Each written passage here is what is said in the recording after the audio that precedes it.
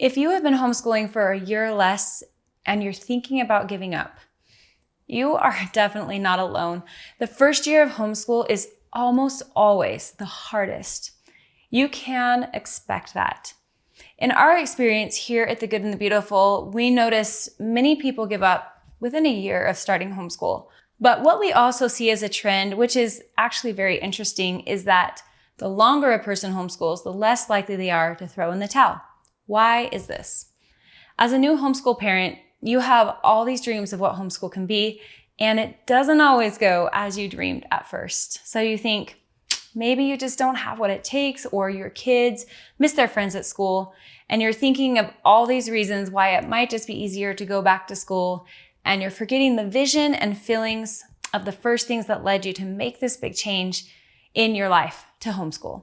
I'm here to encourage you not to give up when it's just about to get easier and smoother and more joy-filled. It's like learning to ski. At first, it's awkward, you fall, but you can't expect to just glide down the hill like a pro when you're just beginning. Skiing gets easier with practice. Homeschooling gets easier with practice.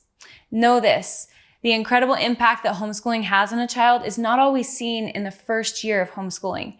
During your second and third years of homeschooling is when I believe parents really start seeing huge changes in their children and family. It takes time, and the very best things in life require effort.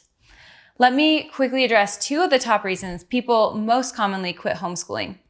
First, one of the most common reasons that people quit homeschool is because they leave the choice up to their children, and their children want to go back to school for, what do you think?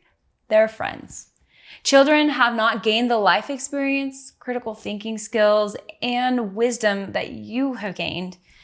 In making a choice about education, most kids are not thinking like an adult would think. They tend to think about social life and what is fun and easy, not what is going to bless their character and academics and self-confidence and faith.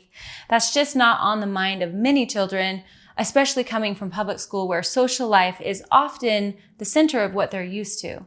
I am a strong believer in giving children a lot of opportunities to choose, but in choices that will fundamentally change the direction of a child's life and character, a child needs to have the critical thinking skills, discernment, and wisdom to make the choice correctly, and many children haven't developed those things yet. Parents have the great blessing to be able to see further ahead and have developed the appropriate discernment and wisdom to make such a big decision for their family. My experience shows that the longer a child homeschools, the less likely the child chooses to go back. Here's why. Today's society overinflates the importance of socialization and friends and underemphasizes the importance of family, faith, learning, exploring the world, and in reading good literature. As children get away from the overinflated importance of social life, his or her heart and desires change. But homeschool doesn't mean a poor social life. You can create fulfilling social experiences for your child through homeschool. Social experiences that can end up being very positive and uplifting.